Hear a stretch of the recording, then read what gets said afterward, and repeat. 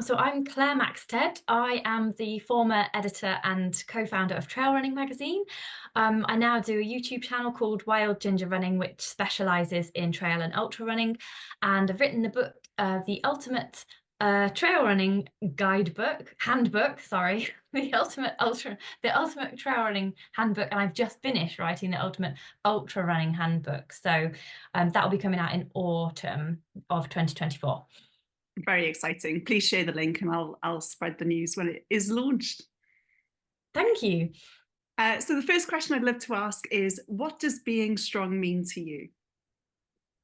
So I did a bit of a revision on this because I didn't know. I was like lying there one night going, what does strength mean? So obviously you've got the physical strength side of things, which is pretty easy. It's kind of scientific, isn't it? It's just like, are you strong enough to lift this certain weight, or can you push this car?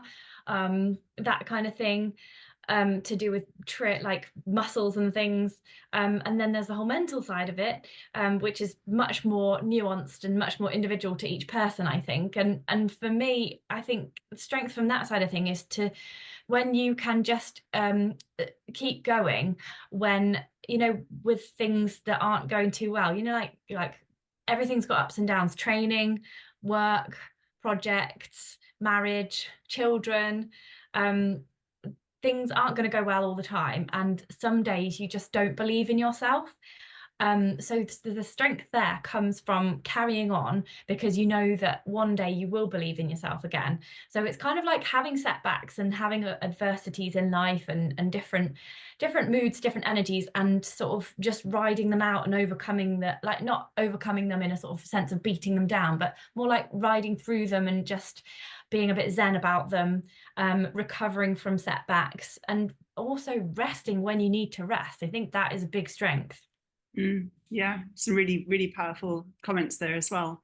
So I'm curious about the second question in your answer, which is, can you share an experience when you had to be strong and how did you handle it? Yeah, I think when when I had a kid, when I had Finley 3 years ago, my YouTube channel that I'd worked so hard over the last sort of previous sort of 5 or 6 years to just build up, although I got people to manage it for me when I was kind of taking care of Finley on sort of maternity leave, um, it sort of kind of did that. It plummeted down. It took a real downward turn, and it's taken me until now to get it back to not even where it was before. Like the amount that I earn through the YouTube channel is half still what I used to earn. I just can't put the same energy into it. I've had to get another job. I'm now the editor of the British Mountaineering Council's Summit magazine, which I forgot to say at the beginning. And I also do some news stories for them.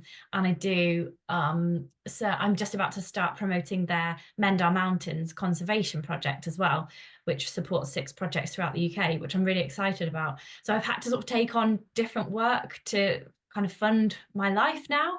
And that has been it's been a setback, and it's because I think a lot of how I feel good about myself is tied up into my job and my achievements in my job. So I definitely noticed when my YouTube channel wasn't going so well, and I couldn't physically put the time into it that it needed. I didn't have the energy. I had this whole nother job in looking after a kid. It just, that spiraling down was really depressing. I didn't realize how much it affected me until I've just started to get it back. I've just started, because I've done the ultra running book, I've started doing some ultras, so I'm back on the scene. I'm back doing what I love doing, filming the races. It's lovely when I put a film up and everyone's like, oh, thanks for the film, it's really helping me, I think I might do the race now. I love all that. And just to miss all that for 2 years whilst bringing up Finley, that, like, I am really grateful obviously that I've been able to have a kid, because we had like fertility issues before then, and pregnancy didn't work out and that kind of thing. So I know how grateful that I should be for having this little bundle of joy, but at the same time I recognize that I uh, I don't really like being a baby mum. So no more babies for me. Thank you so much for your honesty. Like, it is really refreshing because a lot of people see you as a successful YouTuber and don't realize that it's hard. And there's a lot of I work. don't think I am a successful YouTuber. I'm always comparing myself to the other YouTubers. Like there's Run for Adventure, Lloyd Purvis. He's really cool. I love him. I've met him. He was at Art of Attrition. He's a lovely guy. And he's got loads more followers than me. And I'm like, oh, he's got more followers than me. People like his stuff better than mine. And I'm just like, all I do say now is I just do what I can do. I do what I can do. And I offer a different proposition to other people on the internet. I'm one of the only females on the internet doing stuff. So, there's got to be a bit of help for people there from that. So you can't be everything to everyone and you can't do everything all the time. Yeah, yeah, very, very wise. And how do you think societal expectations affect women and the concept of strength? Well, this I found a very interesting one because obviously women are not expected to be physically as strong as men. Um, Even though some young girl in America has just beaten a load of boys in a wrestling competition that I heard of. I can't remember her name, but I just had to Google her and watch it all because that sounded amazing. So yeah, women are not traditionally as strong as men in the short, powerful stuff. Obviously, we know that the playing field is more even over the ultra distance. The further you go, the more things come into play that are not just physical strength. So that obviously plays to women's strengths as well there. So that's the most obvious societal difference, is that we're not expected to be as physically strong. And I think also we're not expected to be as emotionally strong. I think there's the leading killer in the UK, I think at least between males between, is it 35 and 45 or something like that? The leading cause of kind of youngish to middle-aged men is suicide. And that sort of stems from this sort of a bit of a macho culture of not talking about emotions and not telling people how you really feel about stuff and sort of cracking on with things and not being able to share when things are going wrong. And I think women have always been able to lean on each other for that kind of thing, and I feel very grateful to be a woman, because not only am I in this day and age allowed to do all the stuff that men are allowed to do, I'm also allowed to be like more vulnerable in that sense. I've got best friends, a sister, like loads of girly friends that you can just go and moan to. So yeah, I think societal expectations of strength for men are higher than women, and I think that's to their detriment, I think. But it is kind of annoying when in some areas of life women are a bit discriminated against because of being women. I personally haven't found too much of that. I think it's because I have a very strong mum, and I just thought, well, I can do this. So I've had a strong role models in my life, and I've not been a kind of person that needs to, how at the moment the buzzword is you can't do it if you can't see it. There's something like that. It's like you need to see it to do it yourself. You need like a role model to do it. I found that men were also my role models. So back in the 90s, when there wasn't so much women doing the same thing as men in the outdoor industry, I didn't see that as a problem for me. It wasn't like a barrier. I was like, oh, well, that man's doing it. Oh, I could do that kind of thing. I didn't need like other women to sort of do it to show that I could do it. So that hasn't been too bad for me personally, but I do know that that is a problem for a lot of people. And that can affect things in society as well. Mhm. And what do you think are some of the misconceptions about strength that you've encountered?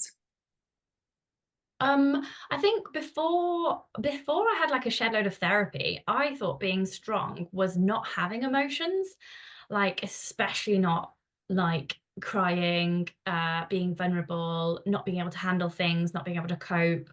I thought that was really weak, and that's really horrible that I realize now. And it's just, it's a product of my upbringing. It's a product of the school that I went to.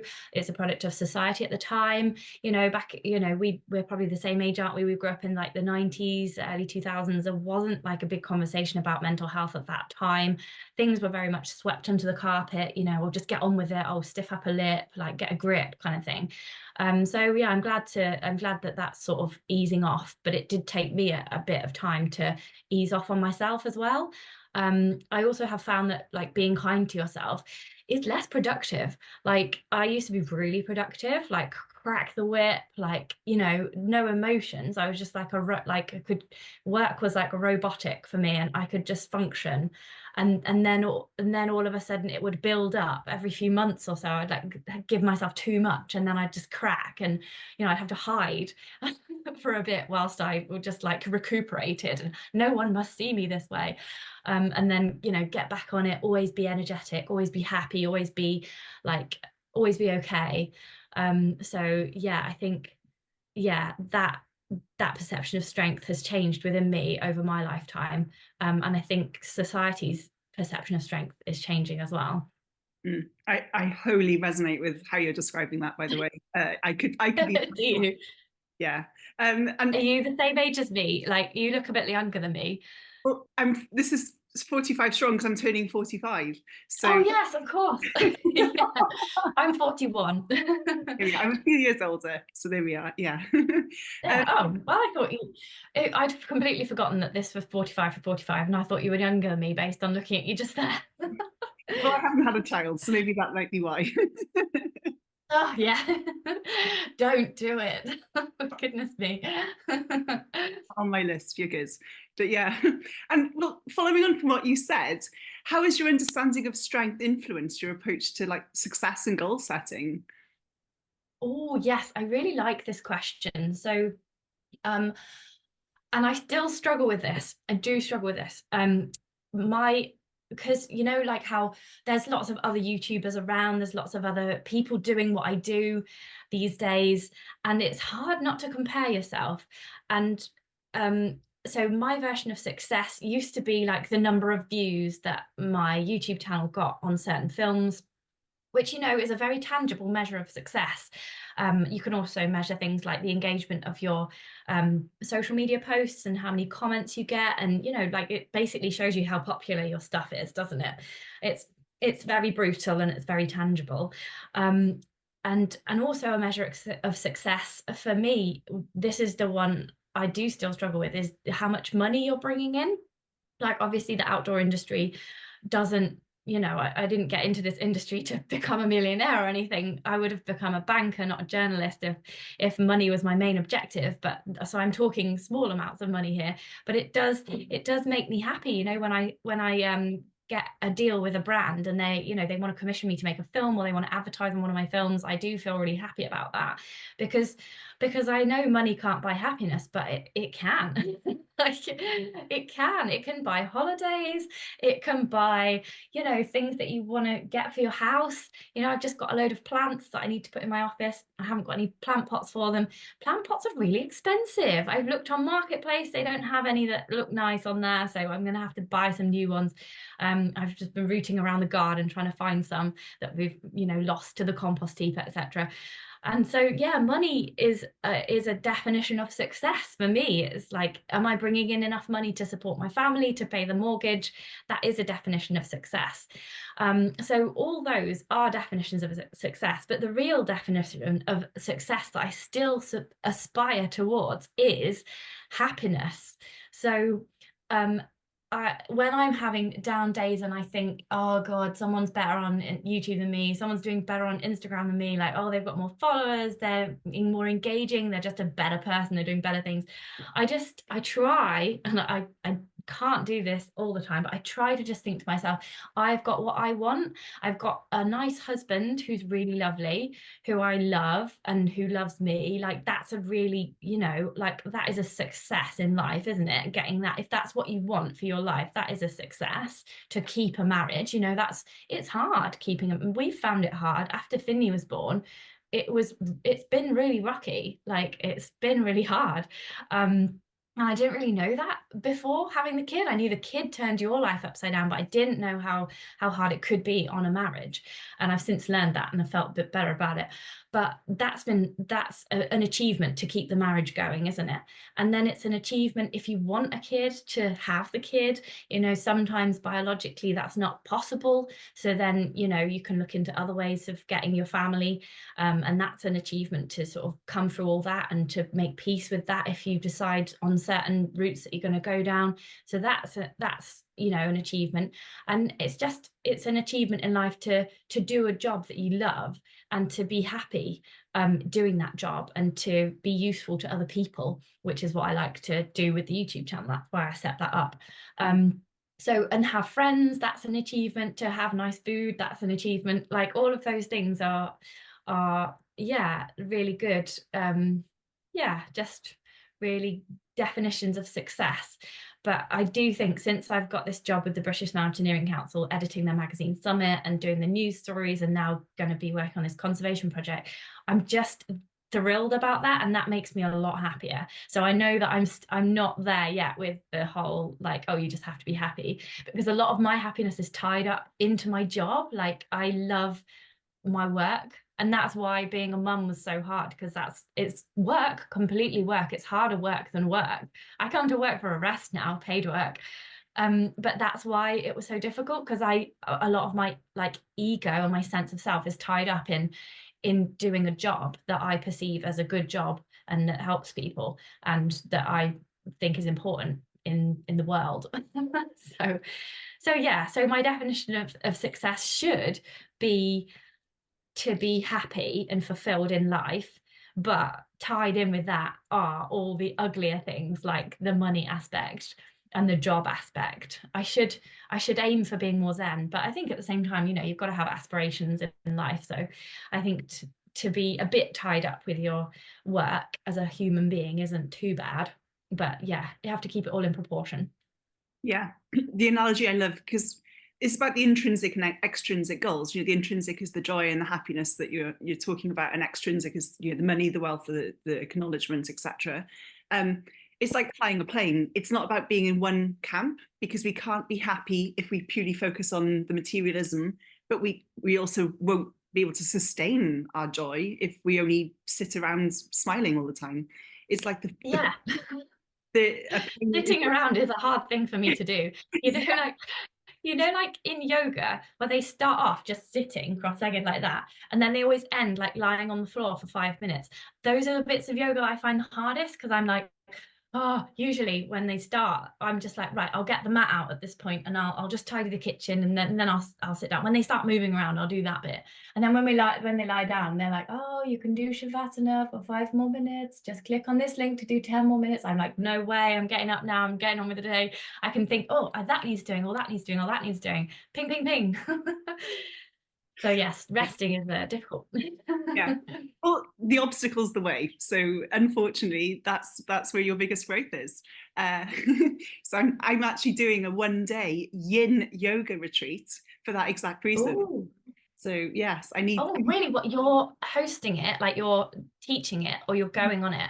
I'm going on it. I'm the one who will have to Oh, sit for 20 minutes and wait it out. I would find that really hard, I think. I'd just be like thinking, right, oh, I need to do this, or I need to swap that date from then to then. I need to ask that person if they can do that time then. Yeah, Yeah, it would be very hard for me to just not do anything. I'm with you. That's why I'm doing it though, because I need to do what makes it hard, because I won't be able to grow otherwise. Me going for a run with you would be like totally easy. Well, apart from me not being able to keep up, but Oh that's no, I'm not very fast. yeah. But yeah, so I need to learn to rest. So yeah, that's why I'm doing the. Yes. So yeah. Anyway, I digress. Good for you. That's very good working on your, but like you do need to rest, don't you? I had to rest this week because I felt like really terrible this week. Finley was waking me up at 5 o'clock every day, which didn't help. But also I had my period at the start of the week, and I'd been training really consistently. I was really proud of myself. I was doing my hill sprints, I was doing my long run, I was doing this, I was doing that. But I obviously can't take that at this moment. So, I should have built in a rest week. So I'd done that for 3 weeks. And then so this week has been my rest week. And I just felt awful, like really rubbish, like really grumpy, really irritable, really like I hate everyone. I didn't go to choir last night because I was like, I just hate everyone. I don't want to sing. I can't be happy. So that's the times when I feel like I need to hide myself away, because that's not the person that I want to show to the world. Like that's not the person I even want to I feel ashamed even telling my closest friends that I feel that way. I just feel like I feel like I shouldn't ever feel that way. I should always, because I've got such a lovely life, you know, like I should be so grateful all the time for this lovely life that I've got. So I just think I should hide myself away. And I hate feeling like that. That's the worst thing. And thankfully it's gone away now. It was here for like 2 days. And while you're in it, you're always like, oh no, I'm never going to feel that proper. I'm never going to feel like me again. You genuinely don't feel like you on those days. But today I feel much better. I feel back to normal. I feel like it's been a hard week. I've rested. Rest was hard for me, but I did it. Well done, Claire. Now let's go and do parkrun tomorrow. Yeah, I'm learning, like you, to open up when I'm feeling low and actually show that to a very close group of friends. Because I was the same as you. I'd hide away, and it's not healthy, but it adds an element of shame. And Yeah, I do. I feel ashamed for feeling like yeah, that. Like, I feel ashamed for feeling like that, and I feel ashamed for sharing it because I feel like A, it's attention seeking, and B, that like people will be bored, you know, like they'll just be like, oh, why is she being like that? She's got no reason to be like that. If someone came to me like that, I'd be like, oh mate, oh so sorry, like, oh yeah, you'll have a better day tomorrow. I'd be like totally sympathetic. If they did that to me all the time, I'd be like, go and see a therapist. But you know, the once a month you can cope with that from a friend, can't you? yeah. But I don't apply that to myself. Yeah, maybe we should just be friends to ourselves first, and then see what happens. Yes, exactly. Yeah. And from your own experience, like what one tip or technique could you share with us for developing and nurturing strength? And obviously it's not a finished product, so you might still be working on it as well at the moment. Yes. So I was trying to think about this because I don't have like a specific exercise to do or anything like that. But it's just like tomorrow will be a better day, you know, like, and that is a scary one because sometimes it's not. But there's just always that bit of hope there, that pinprick of hope that tomorrow is going to be a better day. That's what I think. You just have to summon all instead of like thinking about the now, try and think of like a past time when you felt good, you know, like just to back yourself, you know, like if you're thinking, oh God, everyone's better than me today, or I don't feel like it today, try to think back to a time when you did have energy and you did do things, just to say, yeah, it will come back and you were like this and this isn't all you. And also, I think for me, at times when you don't feel strong, it's really important to rest. And like you were saying, it's really hard for people like us to rest. We've sort of been drilled into us that productivity is like the main point of life. So yeah, taking the time to rest feels self-indulgent and it feels like uncomfortable, but you have to do it. Just if you can book a day off, book a day off. If you can spend 3 hours in bed, spend 3 hours in bed just listening to some kind of podcast or some music, or like take time to listen to an album from somebody that's an amazing musician that you haven't really delved much into. Like I was listening to Joni Mitchell's album for about 3 hours, her 1966 live album. So I was like, I don't know enough about her, and I listened to her entire album. So educate yourself in a different way to get through those restful periods if you find them hard. I think that's really important and that's very valuable. So thank you.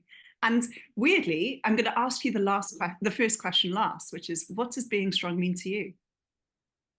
Oh, yes. So being strong means, I think having setbacks, riding setbacks, and then coming out of setbacks. So yeah, being strong is about accepting that you aren't always going to be energetic and happy. It's about just accepting who you are on those less strong days as well. And that's not even not being strong to have a grumpy down day, is it? It's not being strong to have those days. You can still do stuff, just give yourself a break. Mm, yeah, yeah, very wise words. And thank you so much, Claire, for your honesty, for sharing with compassion as well. Because I know, as we were saying earlier, that it's not a great day at the moment. It's a bit rainy, etc. And you're still here talking about this. I cannot thank you enough for your time and your answers. It's been insightful. Oh, Thank you very much, Kate. It's very, I feel very flattered to have been chosen after only meeting you once.